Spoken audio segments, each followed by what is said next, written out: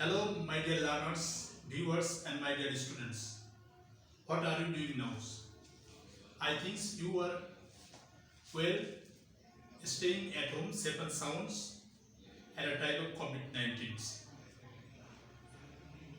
Today, I will discuss with you about tech questions.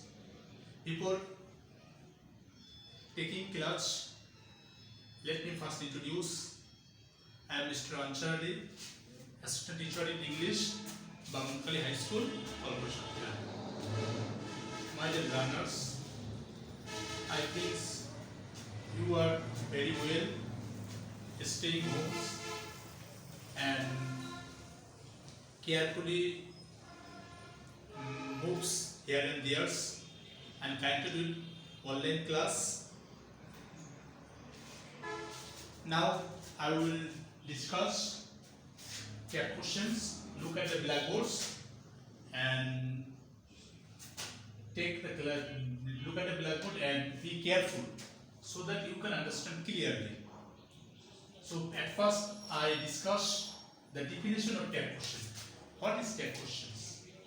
Tech question means a form of grammars when a short question is added at the last of the sentence, demanding the recognition and the support of the writers. It is called tag questions. আমরা বাংলায় জানি tag means প্রশ্ন জুড়ে দেওয়া। Tag question মানে হচ্ছে জুড়ে দেওয়া প্রশ্ন। So at first I want to discuss with you the structure of the tag questions. Look at the blackboard. I write down the structure of tag questions. Tag questions গঠন করতে আমাদের প্রথমে কি করতে হবে? অক্সিলারি ভার্ব আনতে হবে। প্রথমে অক্সিলারি ভার্ব, তারপরে বাক্যটা অ্যাফার্মেটিভ অর নেগেটিভ। বাক্যটা যদি অ্যাফার্মেটিভ হয় তাহলে আমাদের করতে হবে নেগেটিভ, বাক্যটা নেগেটিভ হলে আমাদের করতে হবে অ্যাফার্মেটিভ প্লাস সাবজেক্ট। তাহলে দেখো যে আমরা অক্সিলারি ভার্বগুলোকে আমরা লিখছি 8 নম্বরে তুলে। দেখো দেওয়া আছে am, is, are, was, were, have, has, had। Model helping আছে shall, will, can, could, may, might, will, would। যে বাক্যের মধ্যে ভার্ব থাকবে না সেক্ষেত্রে আমাদের লিখতে হবে do, did, does।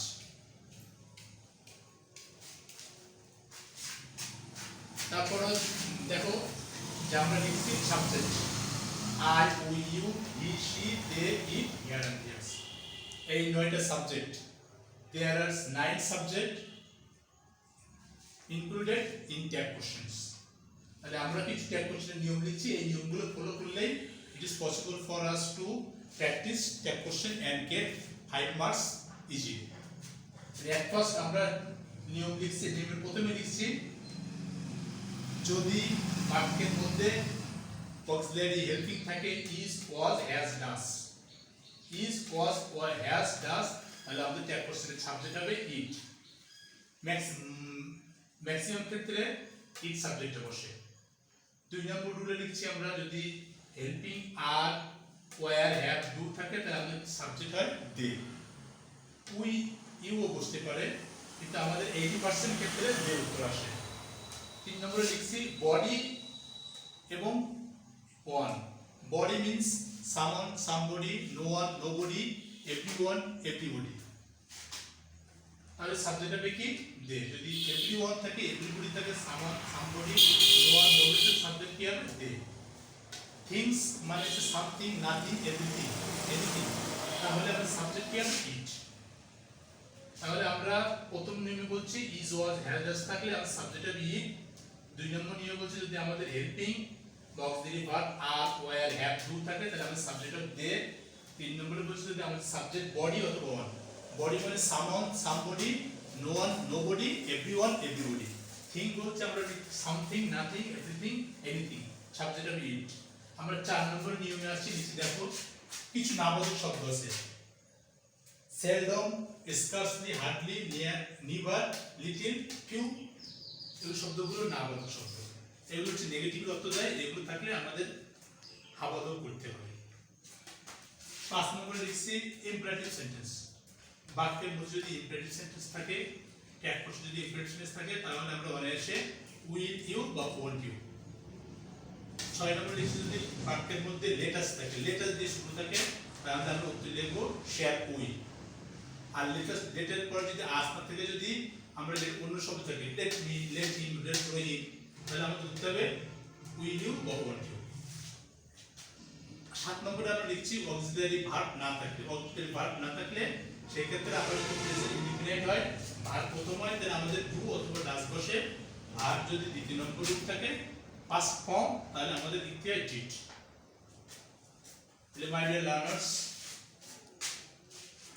I have written some rules. By memorizing this rule, we can easily apply the sentence and get easily 5 marks. So আমরা নিয়মগুলো আরো একবার পড়ে নিই, তাহলে আমরা ইজিলি বুঝতে পারবো। তাহলে প্রথমে বলছি is, was, has, does থাকলে আমরা সাবজেক্ট লিখবো it, are, were, have, do থাকলে আমরা লিখবো they, body অথবা on। বডি দ্বারা বুঝছি someone, somebody, no one, none, nobody, everyone, everybody। Subject they, thing, something, nothing, everything, এখানে থাকে ইট। কিছু নাবোধক শব্দ আমরা নিচ্ছি ইম্পারেটিভ বাক্য। ইম্পারেটিভ বাক্য মানে যে সেন্টেন্সে প্রথমে ভার্ব দিয়ে শুরু হয়, সেন্টেন্সে প্রথমে ভার্ব দিয়ে শুরু হয়, সেই সেন্টেন্সকে বলা হয় ইম্পারেটিভ সেন্টেন্স। ইম্পারেটিভ সেন্টেন্স দ্বারা বাক্যের আদেশ, উপদেশ, অনুরোধ, নিষেধ বোঝায়। 6 নম্বর লিখছি যদি লেট আর দিয়ে শুরু হয়, তাহলে শেয়ার উইথ। লেটের পরে যদি আস না থেকে যদি অন্য কোনো শব্দ থাকে, নাউন বা প্রোনাউন থাকে, তাহলে সেটা হবে will. So after realizing the rules, we can easily apply in the sentence, and now we will apply in the sentence. Look at the blackboard, and I have written 14 examples. From this example we can realize, and you say that yeah, questions, it is a easy topics. So at first examples I have written sincerity is a great virtue. Sincerity means আন্তরিকতা। আন্তরিকতা হয় একটা ভালো গুণ।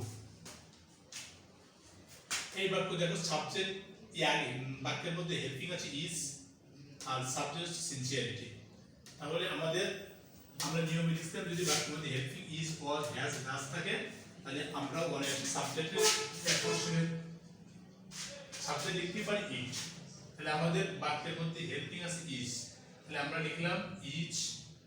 আর বাক্য দেখো sincerity হয় একটা ভালো গুণ, এর মধ্যে বাক্যটা হচ্ছে affirmative. As the sentence is affirmative, the tag question will be negative. So is থাকলে কি লিখবো আমরা ইজেন্ট। আর সাবজেক্টটা দ্বারা আমরা বুঝতে পারছি এটা কোনো ব্যক্তি না। ব্যক্তিত্ব তাহলে আমরা লিখতে পারতাম হি, ব্যক্তিত্ব তাহলে আমরা লিখতাম শি। যেহেতু সিনসিয়ারিটি দ্বারা আমরা কোনো পার্সনকে বুঝতে পারছি না, সেহেতু সাবজেক্ট হবে কি ইট। তাহলে আমরা অনায়াসে প্রথম বাক্যটার উত্তর লিখলাম কি ইজেন্ট ইট।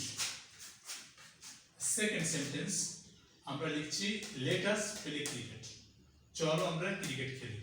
এই বাক্যটা দ্বারা মধ্যে আমাদের 6 নম্বর রুলে মিলে গেছে। লেট আস প্লে ক্রিকেট, চলো আমরা ক্রিকেট খেলি। আমরা বলছি বাক্যের মধ্যে যদি লেট আস দিয়ে শুরু হয়, তাহলে আমাদের ট্যাগ কোশ্চেনের উত্তর কি হবে শ্যাল উই। তাহলে আমরা অনায়াসে উত্তর লিখলাম কি শ্যাল উই। আমাদের মুখস্থ ইম্পারেটিভ বাক্যের মধ্যে যদি ইম্পারেটিভ বাক্য যদি প্রথমে লেটার দিয়ে শুরু হয়, তাহলে আমাদের উত্তর কি লিখতে হবে শ্যাল উই। তাহলে আমরা অনায়াসে শ্যাল লিখে দিলাম। আমরা 3 নম্বর উদাহরণ লিখলাম let me Singh a song, আমাকে একটা গান গাইতে দাও। এই বাক্যটাও আমাদের 6 নম্বর রুলের মধ্যে পড়ে গেছে। এখানে আমরা বলছি লেট এর পরে আস বাদে যদি অন্য কোনো শব্দ আসে, অন্য কোনো অবজেক্ট আসে, তাহলে আমরা উত্তর লিখব ইম্পারেটিভের যে নিয়মের রুল সেটা হচ্ছে উইল ইউ। তাহলে আমাদের উত্তর অনায়াসে আমরা লিখলাম কি উইল ইউ। 4 নম্বর উদাহরণে আমরা আসি, লিখছি আমরা গো টু দ্য স্কুল, স্কুলে যাও। গো টু দ্য স্কুল, স্কুলে যাও। বাক্যটি প্রথমে ভার্ব দিয়ে শুরু হয়েছে, ভার্ব দিয়ে শুরু হলে ইম্পারেটিভ সেন্টেন্স, আর ইম্পারেটিভ সেন্টেন্স হলে ক্যাট কোশ্চেন অনায়াসে কি হবে উইল ইউ। তাহলে আমাদের 4 নম্বরের উত্তর কি লিখলাম will you. My dear learners, I hope your sense is clear to understand the type questions. There are some rules which is very important for applying type questions in the sentences. So these rules have to be realized and memorized so that we can easily understand and apply the rules of type questions. আমরা 5 নম্বর ধরে লিখছি don't disturb me, আমাকে বিরক্ত করো না। বাক্যটা হচ্ছে imperative সেন্টেন্সের নাবাদক, ইম্পারেটিভ সেন্টেন্সের নেগেটিভ। সুতরাং ইম্পারেটিভ বাক্য অ্যাফার্মেটিভ আর নেগেটিভ যেটাই হোক না কেন আমাদের উত্তর হবে উইল ইউ বা ওয়ান্ট টু, উইল ইউ বা ওয়ান্ট টু। তাহলে আমরা লিখলাম উইল ইউ। নেক্সট এক্সাম্পল দেখো, আমরা লিখছি there is little water in the pond, পুকুরে সামান্য পানি আছে। এই বাক্যের মধ্যে সাবজেক্ট দেখো দেয়ার, আর আছে ইজ আছে হেল্পিং, আর লিটল আছে নামক শব্দ। তাহলে বাক্যটা লিটল মানে নেগেটিভ, এই নেগেটিভ হলে আমাদের নেগেটিভ না লিখে অ্যাফার্মেটিভ করতে হবে। আর বাক্যের মধ্যে যেহেতু হেল্পিং ইজ আছে তাহলে আমাদের উত্তরে প্রথমে বলবে ইজ, আর নাবাদক লিটল আছে বলে আমাদের ওয়াটার বলবে না, আর আমাদের সাবজেক্ট বলবে কি দেয়ার। নিশ্চয়ই তোমরা বুঝতে পারছো my dear viewers and learners, it is very simple matters. There subject is helping, তাহলে আমাদের ট্যাগ কোশ্চেনের গঠন হচ্ছে আগে হেল্পিং বা অক্সিলারি ভার্ব, তারপর হা বা না, তারপর সাবজেক্ট। আমরা নিয়ম অনুসারে আমরা এখানে বসাই দিলাম, তাহলে আমাদের ট্যাগ কোশ্চেন হয়ে গেল। 7 নম্বরে আসি, হি বাক্যটা পড়ি আমরা, he can hardly succeed in life, সে জীবনে উন্নতি করতে পারে না। এই বাক্যের সাবজেক্ট আমরা হি লিখছি, আর হেল্পিং লিখছি ক্যান, আর হার্ডলি মানে নামক শব্দ। তাহলে আমাদের বাক্যের মধ্যে আমরা সাবজেক্ট পেয়ে গেছি আর অক্সিলারি ভার্ব পেয়েছি, আর বাক্যের নেগেটিভ পেয়েছি। তাহলে আমাদের উত্তর কি হবে? তাহলে আমাদের উত্তর হবে অনায়াসে হেল্পিং আগে, মডার্ন হেল্পিং, ক্যান, আর যেহেতু বাক্যের মধ্যে নামবাদক আছে নেগেটিভ সেহেতু আমরা নট লিখবো না, তাহলে আমরা সাবজেক্ট লিখবো হি, ক্যান ফিড।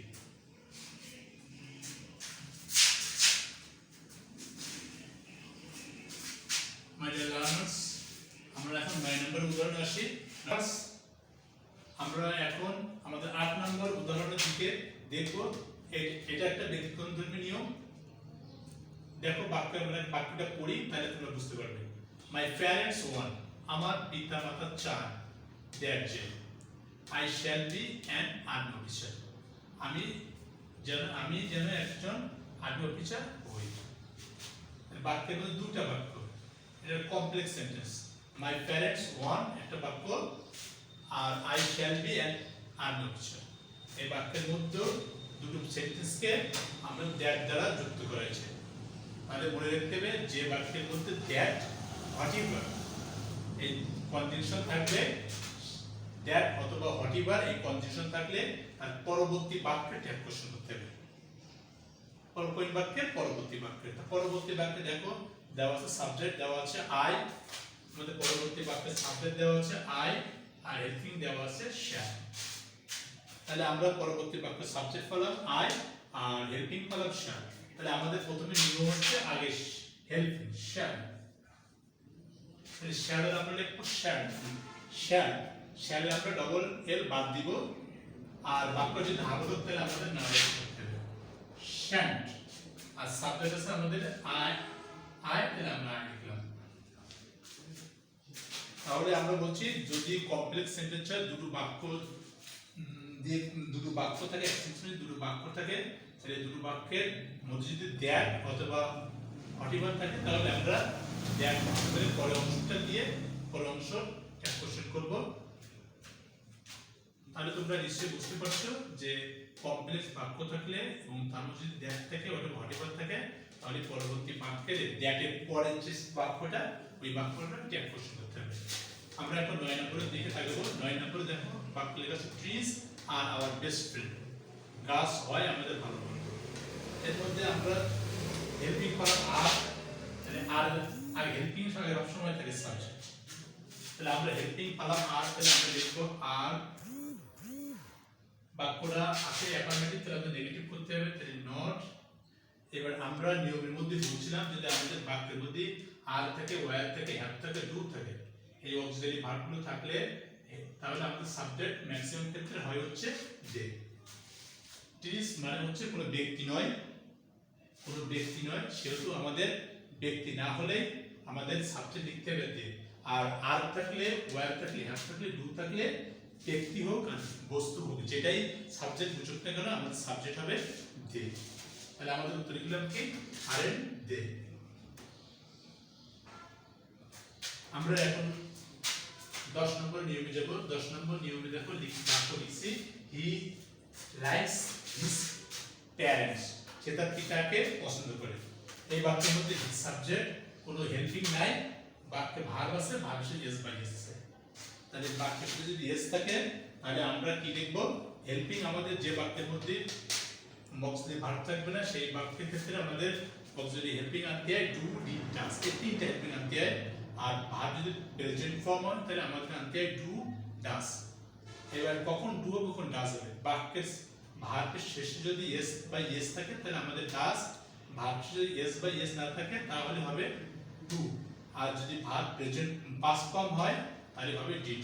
তাহলে আমাদের এখানে ভার্বের শেষে এস বাই এস আছে তাহলে আমরা লিখব ডাজ, আর বাক্যটা আবদ্ধ তাহলে আমাদের লিখতে হবে নাবদ্ধ, ডাজেন্ট আর সাবজেক্ট সি, তাহলে আমরা লিখব যদিও আমাদের সাবজেক্ট উল্লেখ করা আছে হি, আমরা আমাদের নিয়মে লিখছি হি, শি, ইট।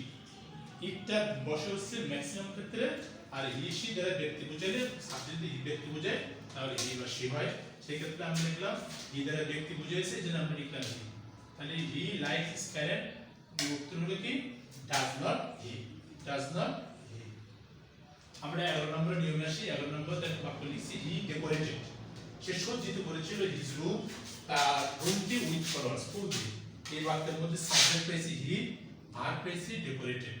তাহলে সাবজেক্ট এবং ভার্বের মাঝখানে থেকে হেল্পিং, এখানে হেল্পিং নাই, তাহলে হেল্পিং না থাকলে আমাদের হেল্পিং কি হবে ডু, ডিড, ডাজ। এই ক্ষেত্রে যদি ভার্ব এস থাকতো ডাজ, ভার্ব যদি এস না থাকে, ইডিও না থাকে, ইডি থাকলে হয় ডিড। আর যদি ইডি থাকে তাহলে পাস্ট ফর্ম বোঝায়, আর পাস্ট ফর্ম কারণে আমাদের এক কোশ্চেন হবে ডিড। তাহলে আমাদের উত্তর লিখলাম কি, আমাদের উত্তরটা এটা কোশ্চেনের উত্তরটা আসবে আমাদের কি ভার্বের দ্বিতীয় রূপের কারণে আমাদের লিখতে হবে ডিড, আর বাক্যটা হাবাদক বলি নাবাদক ডিডেন্ট, আর সাবজেক্ট আছে হি, তাহলে ডিডেন্ট। মাই ডিয়ার লার্নার্স, তোমরা অবশ্যই বুঝতে পারছো যে আমরা যে নিয়মগুলো লিখছি নিয়মগুলোর মাধ্যমে আমরা যে কোনো ট্যাগ কোশ্চেন অনায়াসে বুঝতে পারবো এবং করতে পারবো।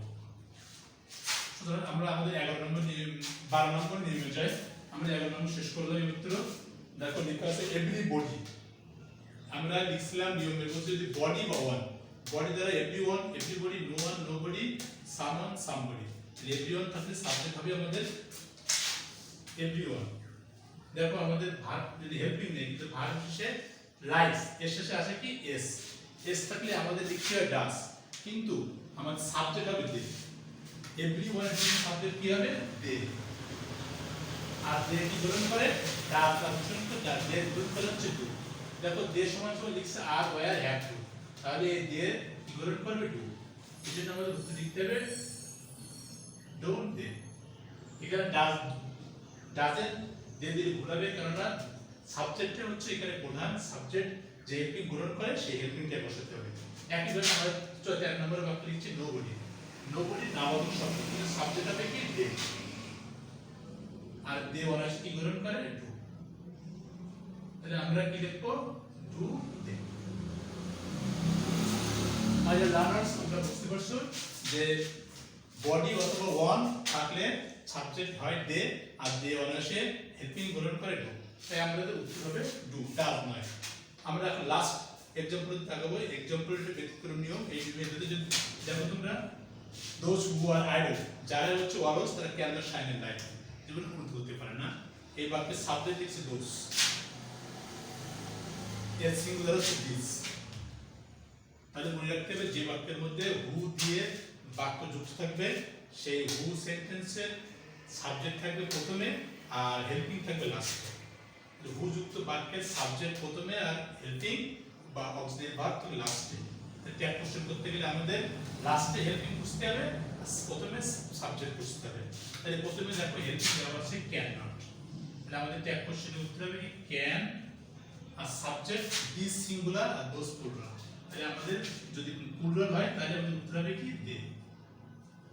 কোনো নাউন বা প্রোনাউন, কোনো নাউন বা কোনো জিনিস যদি একের অধিক হয় তাহলে সেটা প্লুরাল হয়, সেই জন্য প্লুরাল হলে সবসময় সাবজেক্ট হবে দে। মাই ডিয়ার লার্নার্স, তোমরা ভালোভাবে বুঝতে পারছো? My dear learners, my dear viewers, I will finish my class applying the structure of the sentence in the examples. So I think you clearly understand what are the questions and structure of the question, and there are some rules. By the using of rules, you can apply in the sentences. So no more today. I will take another class in the next day. Write down your homeworks. Write your homeworks.